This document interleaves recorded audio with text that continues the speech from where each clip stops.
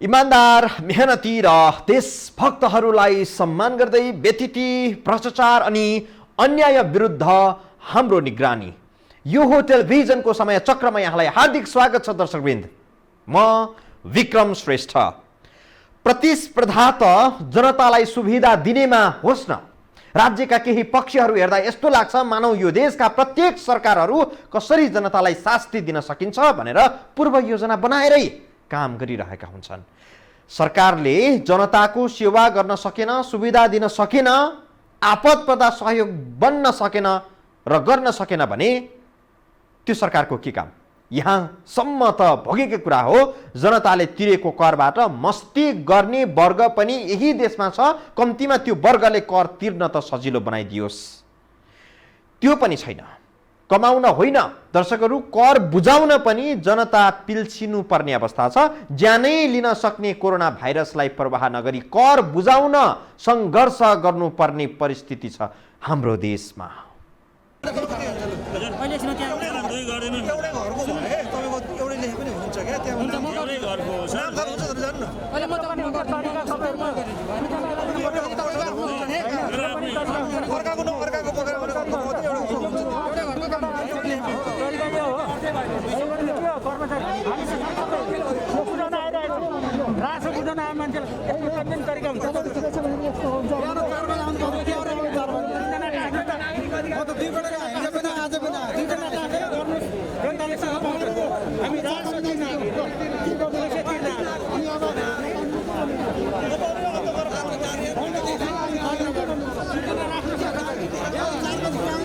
काठमाडौँको चक्रपथ स्थित सानो भर्याङमा रहेको यातायात व्यवस्था सेवा कार्यालयको यो दृश्य देख्दा तपाईलाई लाग्दो हो कुनै पुरानो दृश्य टेलिभिजनले फेरि देखाएछ। कोरोना महामारीले भिडभाड नगर्नु भन्ने सरकारी सन्देश औपचारिक रूपमै बिर्सिएर यहाँ कर तिर्न सेवाग्राहीहरू पुग्ने गर्छन्।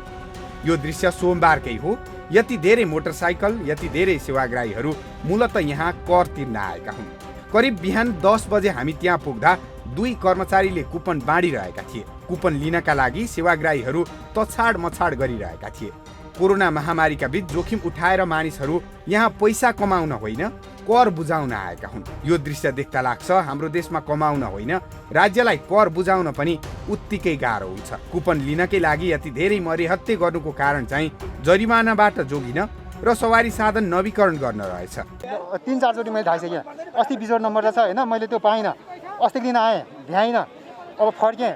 अब आज नै आयो, अब 9:30 बजे आएँ म होइन। टोकन बिहानै सिधिसकेर छैन मान्छे।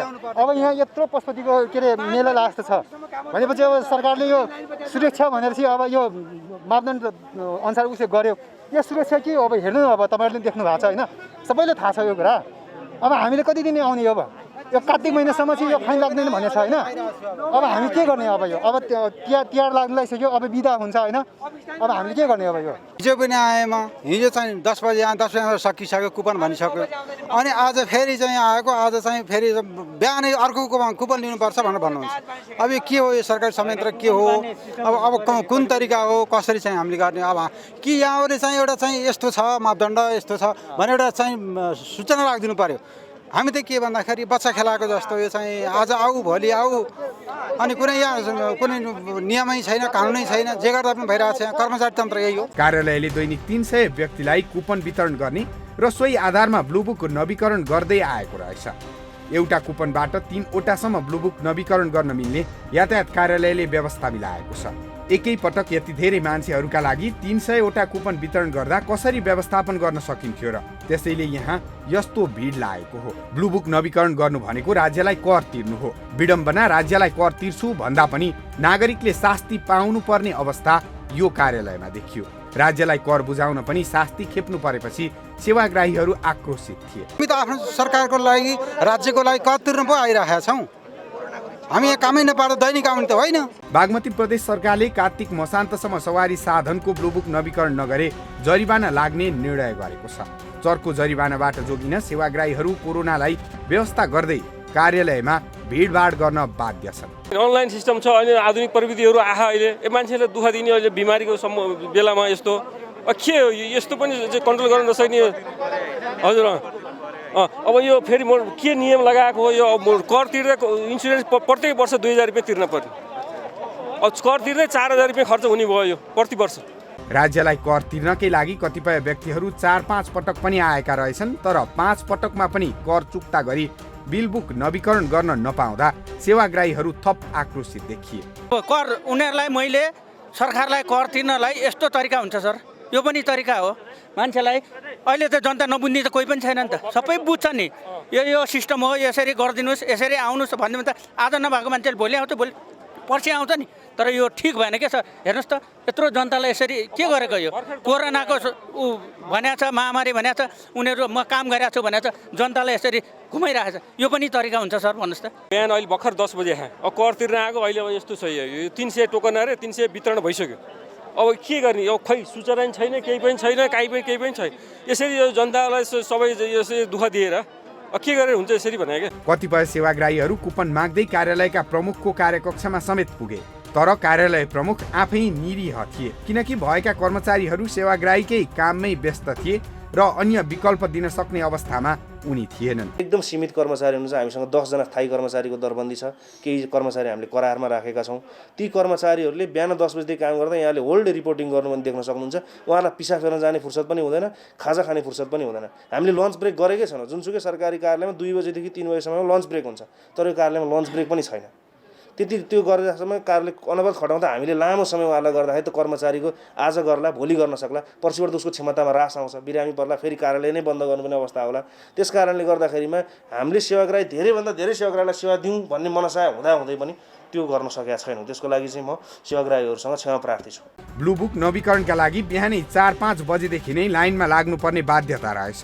कार्यालय खुल्ने समय 10 बजे नै हो, तर 5 बजे नै लाइनमा बस्नुपर्छ भन्ने सूचनासम्म नदिएको भन्दै कतिपय सेवाग्राहीले असन्तुष्टि जनाइरहेका थिए। केही सेवाग्राहीले लाइनमा बसे पनि कसैको त पालो नै नआउने रहेछ। 300 जना व्यक्ति पछिकाहरू आफ्नो काम नसिद्धि फर्किन बाध्य छन्। मेरो त अब आज चाहिँ लास्ट डेट हो, मेरो वर्ष पुरा हुँदैछ मेरो बाइकको। अब कहिले आउनु, कतिसम्म आउनु, अब आज सकिसक्यो, कुपन सकिसक्यो अरे। अब म यो सरकारलाई चाहिँ पैसा बुझाउँछु भनेर 5 पटक आइसक्यो, तिर्न सकेको छैन। पर्सिदेखि फेरि चाहिँ नि 5% लागू हुने भयो, पर्सि पनि तिर्न सक्ने अवस्था जस्तो लाग्दैन। यस्तै अवस्था भयो भने सरकारले जानी पैसा तिर्छ भने तिर्न सकेन, फाइन तिरेरै तिर्नुपर्ने अवस्था आइसक्यो।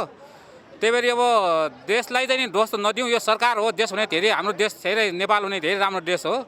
यो सरकार, देश हाँक्ने सरकार चाहिँ नि अलि राम्रो भएन। त्यही भएर साह्रै यो जनताहरूलाई साह्रै दुःख भइरहेछ। जब चाहिँ नि यिनीहरूलाई चाहिँ नि खुवाउन चाहिँ नि अनेक गर्नलाई पनि चाहिँ यिनीहरूलाई पैसा तिर्दाखेरि पनि लिन जानेनन्। यिनीहरूले लिन मात्रै जानेछ, दिन जनतालाई कसैले सेवा दिन सकेनन्। यो सरकारलाई के भन्नु भने मैले भन्नै सकेको छैन। अब साह्रै विडम्बना छ यो हाम्रो सरकारको। एकजना व्यक्तिले 3 वटासम्म ब्लू बुक नवीकरण गर्न पाउने सुविधा दिएको रहेछ। सोही आधारमा दैनिक 1000 जनाको काम गरिँदै आएको कार्यालयका प्रमुख सिलवालले जानकारी दिए। यस्तो छ, 300 हामीले 300 को टोकन कसरी तोकेको भन्दाखेरिमा चाहिँ 300 जना सेवाग्राहीलाई, एकजना सेवाग्राहीलाई हामी 3 वटासम्म बिल बुक ल्याउनको लागि हामीले सहुलियत दिएका छौँ। आफ्नो एका घरको, आफ्नो परिवारको, छरछिमेकीको, आफन्तको 3टासम्म ल्याउनुहुन्छ। त्यसपछि त्यसमा कर प्रदूषणको पनि कसैको थप हुन्छ, समावेश हुन्छ, जाँच पासको पनि आउनुहुन्छ सेवाग्राही। त्यो हिसाबले 300 × 3 प्लस प्रदूषण जाँच पास गर्दा 1000 सेवाग्राहीको काम भन्ने हामीले बुझौँ। 1000 बिल बुक बराबरको काम हाम्रो यस कार्यालयबाट एक दिनमा हुन्छ भन्ने बुझौँ। पहिले लकडाउन र निषेधाज्ञाका कारण कार्यालय बन्द भए, त्यसपछि पनि कार्यालयका कर्मचारी नै कोरोना संक्रमित भएपछि कार्यालय बन्द भयो। अहिले दशैंपछि कार्यालय खुल्न त खुल्यो, तर सेवाग्राहीले उल्टै शास्ति पाउनुपर्ने अवस्थाको सृजना भएको कार्यालयका प्रमुख सिलवालको भनाइ छ। सङ्घर्ष पनि केमा गर्ने होला दर्शकवृन्द? बाँच्न सङ्घर्ष गर्ने कि कर बुझाउन सङ्घर्ष गर्ने कि भन्ने गरिन्छ। दिनेको हात सधैँ माथि हुन्छ, लिनेको हात तल हुन्छ। देशमा त हात थाप्नु पर्ने प्रणालीकै दादागिरी छ। जनताले कर बुझाउँदिन भन्न पाउँदैन, कसैले बुझाउँदिन पनि भनेका छैनन्। तर त्यही कर बुझाउन अलिकति सजिलो बनाइदिए हुँदैन र? यो प्रश्न यातायातका साधनबाट कर असुल गर्ने प्रदेश सरकारलाई हो। कर असुलेर त्यही करको पैसाले किनिदिएको महँगा सवारी साधनमा चढेर झन्डा हल्लाउँदै हिँड्ने कि जनताले के कुरामा दुःख पाएका छन् त्यो पनि हेर्ने। यो प्रश्न सोझै बागमतीका मुख्यमन्त्री डोडमणि पौडेललाई थप प्रसङ्गसहित जोड्छौँ ब्रेकपछि। भन्ने गरिन्छ सार्क मुलुकहरूमध्ये सबैभन्दा चर्को कर नेपालमा तिर्नुपर्छ। कर नै चर्को तिर्नु परेपछि यस्तो देशमा लगानी गर्न को आउँछ? कुरा करको मात्रै होइन, प्रशासनिक झन्झट सम्झिने हो भने त एउटा पान पसल पनि खोल्ने हिम्मत सायद कसैले गर्दैन हाम्रो देशमा। लगानी गर्नेहरूले सुरुमा थाहा नपाएर लगानी गरिहाल्छन्, पछि प्रशासनिक झन्झट बुझेपछि वाक्क दिक्क हुन्छन्। त्यसपछि त न व्यवसाय गरी खाने अवस्था रहन्छ, न व्यवसाय छाडेर हिँड्न सजिलो हुन्छ। अरू त अरू यो देशमा म जिउँदो छु भन्न पनि पैसा लाग्छ। पैदल हिँड्दै गएको मान्छेलाई यो मानिस जिउँदो छ भनेको पनि देशका सरकारहरूले पैसा लिने गर्दछ। बाँकी रिपोर्टमा देशमा तीन तहका सरकार छन्। मन्त्री र सांसदहरूको संख्या त यति धेरै छ कि मानिसहरूले जोड घटाउ पनि गर्दैनन्। सरकारै सरकार भएको देशमा नागरिक भने बेला बखत मेरो देशको सरकार कता छ भन्ने प्ले कार्ड बोकेर सडकमा प्रदर्शन गर्छन्। रङ रङका र ढङ्ग ढङ्गका सरकार चलाउन सरकारलाई धेरै ठुलो धनराशि चाहिन्छ र त्यसका लागि नयाँ नयाँ शीर्षकमा कर लिने गरिएको छ। मुलुक संघीयतामा गएको भनेर खुसी हुने नेपाली हामी नै हौं। अहिले अनौठा शीर्षकमा कर र शुल्क तिर्नु पर्दा चाहिँ संघीयतामा खुसी हुनेहरू निराश छन् र त्यो करहरू धेरै अहिले 22 वटा खालका करहरू तिर्नुपर्छ जनताले। 22 किसिमका कर तिर्नुपर्छ जनताले विभिन्न तहमा। त्यसले जनताको मनोविज्ञानमा के असर पर्ला, जनताको समय कति त्यसमा खर्च गर्नु पर्ला, थप लागत जनताले कति तिर्नु पर्ला, त्यो सन्दर्भमा अध्ययन यो केन्द्रीय सरकारको अगुवाईमा 3टा तहका सरकारले र तीसँग सम्बन्धित निकायहरूले यसको अध्ययन गरेर त्यसमा भएका जटिलताहरू न्यूनीकरण गर्ने र धेरै करहरूलाई अझ सरल गरेर कम करको संख्या घटाउनु पर्ने अवस्था पनि छ। संघीयता बोझिलो भयो भन्ने कसैले अभिव्यक्ति दियो भने मात्रै पनि यो व्यवस्था रमाइरहेकाले व्यवस्था विरोधीको संज्ञा दिन्छन्। कतिपय विज्ञहरू नै पनि यो कर बढी भएको तर्क दिएकै छन्। कर वा शुल्क लिने शीर्षक हेर्ने हो भने चाहिँ उदेक्नै लाग्दो स्थिति छ। मुलुकभर गाउँपालिकाहरू गठन हुँदा गाउँमा सिंहदरबार पुग्दैछ भन्ने गरिएको थियो। गाउँमा सिंहदरबार त पुग्यो, तर सिंहदरबार चलाउने खर्च जनताले नै धानी दिनु पर्दा जनता आहत नै छन्। मौरीले मह बनाउँछ र मौरीलाई नै दुःख दिएर मौरीलाई मारेर मह काट्यो भने के हुन्छ? भोलि त फेरि मह हुँदैन। यो करको विषय पनि जनतालाई खुसी पारेर जनताबाट को क्षमता अनुसार कर असुली गर्नु पर्दछ। त्यो दृष्टिकोणबाट हेर्दाखेरि कर यो जनताको हात माथि नै, जनताको हात माथि नै हो। सरकारलाई दिएको हो नि यो त। त्यसकारणले दिनेको हात माथि हुँदा दिने चाहिँ सहज अनुभूति गर्नु पर्थ्यो, तर लिनेले चाहिँ सहज अनुभूति गरेको छ। यो व्यवस्था यो हाम्रो सरकारको व्यवस्थापनको कमजोरी, प्रणालीगत कमजोरी। त्यसकारणले सरकारले अब यसमा सुधार गर्नुपर्छ। कर र शुल्कका कुरा कतिसम्म अनौठा छन् भने नागरिकले आफू दलित हुँ भनेर पनि प्रमाणित गराउनुपर्छ र यसका लागि शुल्क पनि दिनुपर्छ। सुदूरपश्चिम प्रदेशमा एक व्यक्तिले आफू दलित प्रमाणित भए बापत 300 रुपैयाँ कर तिरेको यो रसिद हेरौँ त। अघि यहाँले मैले भने नि, तपाईँले जनताबाट लिँदाखेरि क्षमताको आधारमा लिनुपर्छ। क्षमता तिर्ने क्षमता छ कि छैन भनिसकेपछि तपाईँको कुनै ठाउँको काठमाडौँ नगरपालिकामा नि विभिन्न वर्गका मान्छे बस्छन्। कुनै उच्च धनी वर्ग बस्छन्, कुनै चाहिँ नि मध्यम वर्ग बस्छन्, कुनै निम्न वर्ग बस्छन्। भनेपछि त्यो क्षमता सबैको एकनाश हुँदैन। त्यस कारणले एकनाशको हुनु हुँदैन। एक दोस्रो कुरा, अहिले चाहिँ महामारीको बेला, अप्ठ्यारो परिस्थितिको बेलामा सरकार यो लिने विषयमा अलि उदार बन्नु पर्दछ। 3टै तहका सरकारहरू, किनभने यो महामारीको विषय हो, यो हामीले ल्याएको विषय होइन। यो कसलाई पर्छ के पर्छ थाहा छैन। त्यस कारणले गर्दा यो बेलामा चाहिँ सरकारले फजुल खर्च घटाएर तपाईँले लिने कुरामा कम गर्न सक्यो भने के देखिन्छ भने न्यायिक हुन्छ के। राज्यले आफ्ना नागरिकलाई विभिन्न समूह वर्गमा विभाजन गरेको छ। यस्तो वर्ग पिच्छेका मानिसले आफ्नो वर्गको प्रमाण देऊ भनेर राज्यसँग माग गर्दा राज्यले भन्छ पहिले शुल्क बुझाऊ अनि तिमीलाई तिम्रो वर्गको प्रमाणपत्र दिन्छौँ। म दलित हुँ भन्न राज्यलाई कर बुझाउनुपर्छ, म जिउँदै छु भन्न पनि राज्यलाई कर बुझाउनुपर्छ। काठमाडौँ महानगरपालिकाले नै म जिउँदो छु भनेर सिफारिस लिन जाने मान्छेसँग पनि जिउँदो हो भनेर सिफारिस गर्न 500 रुपैयाँ शुल्क लिन्छ। आफ्ना नागरिकलाई रोग लाग्दा सरकारले निशुल्क उपचार गर्दिन त भनेकै छ, रोग लागेको हो भन्न मात्रै पनि राज्यले शुल्क लिन्छ। कोरोना संक्रमण भएपछि संक्रमण भएको वडा कार्यालयहरूले प्रमाणित गर्दै आएका छन्। अहिले पनि कतिपय स्थानीय सरकारहरूले कोरोना संक्रमण भएको प्रमाणित गर्न शुल्क लिँदै आएका छन्, केहीले निशुल्क गरिरहेका छन्। यो देखिएको रसिदमा अंकित 210 रुपैयाँ एक नागरिकले कोरोना संक्रमण भएको सिफारिसका लागि तारकेश्वर नगरपालिकालाई तिरेका हुन्। बिरामी हुँदा उपचार गर्नु नपर्ने तर त्यही बिरामी निको भएर सिफारिस लिन आउँदा पहिले शुल्क तिर्नु भन्न सुहाउने विषय होइन, तर भइरहेको छ यस्तै। यो बेला महामारीको बेला हामी यहाँनेरि मितव्ययी काम गर्छौँ, यहाँनेरि साधनको हिनामिना हुन दिँदैनौँ, उपभोक्ता समितिमा भएको हिनामिना यहाँ रोक्छौँ, अन्य ढङ्गका सुविधाहरू यहाँ रोक्छौँ र त्यो योजनामा लगेको पैसालाई हिजो 100 रुपियाँमा भएको कामलाई अहिले म 80 रुपियाँमा गराउँछु भन्यो भने त 20 रुपियाँ आयो कि आएन, त्यही तपाईँले त्यहाँ कर बढाउनु त परेन। त्यस कारणले यो दुईटा, एउटा खर्च गर्नेमा मितव्ययिता, लिने कुरामा न्यायिकता, दुईटाको सन्तुलन काम गऱ्यो भने तपाईँ हामीले सरकारलाई गालीराख गर्नुपर्ने, त्यो सरकार गुनासो गर्नुपर्ने अवस्था रहँदैन। मानिसहरू बिरामी हुँदाको बखतलाई कमाउने अवसरको रूपमा लिने मेडिकल व्यापारी त देशमा कति छन् कति, तर राज्यले त यो बेला पाठ सिकेर कसरी स्वास्थ्य सस्तो र सर्वसुलभ बनाउने भन्नेतर्फ लाग्नुपर्ने हो। स्वास्थ्यमा हुने अप्रत्याशित व्यवहारबाट जनतालाई जोगाउन बिमाको कार्यक्रम सञ्चालन गर्ने हो कि निशुल्क उपचारको व्यवस्था मिलाउने हो, त्यसबारे सरकारको ध्यान जानुपर्ने थियो। तर यो बेला सरकारको ध्यान आफ्नै पार्टीको विवाद कसरी मिलाउने भन्नेमा केन्द्रित देखिन्छ। नेपालको जस्तै भद्रगोल प्रणाली दुनियाँमा सबैतिर हुन्छ भने त के नै भन्ने र, होइन भने यस्तो व्यवस्थामा सुधार गरियोस्। कोरोना संक्रमण भएको सिफारिस लिन कतै पैसा बुझाउनु पर्ने, कतै सित्तैमा हुने, देश एउटै, रोग एउटै, काम एउटै, तर कतै शुल्क कतै निशुल्क। किन? स्थानीय सरकारहरूले त आफ्नो क्षेत्रको विशेषताका आधारमा कर लिने वा छुट दिने यो गर्नुपर्ने होइन र?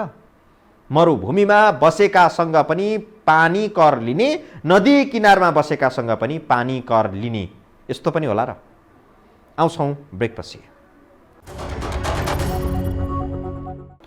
साँच्चै भन्ने हो भने दर्शकवृन्द, विश्व मानचित्र हेर्दा हाम्रो देश एउटा बिन्दु जत्रो लाग्छ। यहाँ मानिसहरू कम छन्, मोटर गाडी पनि कम छन्, अझै भन्ने हो भने मोटर हुने मानिसहरू त झनै धेरै कम छन्। जुन देशमा घरै पछि कार मोटरसाइकल हुन्छ ती देशमा नेपालमा झैँ कर तिर्न 5 घण्टा लाइन बस्नुपर्ने हो भने के हुन्थ्यो होला? जवाफ सरल छ। त्यस्तो हुन्थ्यो भने अमेरिका, युरोपेली मुलुकहरू, चीन, जापान बन्द नै हुन्थे। नेपालमा नेपाल बन्द भए झैँ, किनभने जनता जति कर तिर्न लाइनमा पुग्थे बाँकी क्षेत्र स्वतः बन्द हुने थियो। तर दुनियाँमा यस्तो छैन। यस्तो दुर्गति छ त हाम्रै देशमा छ।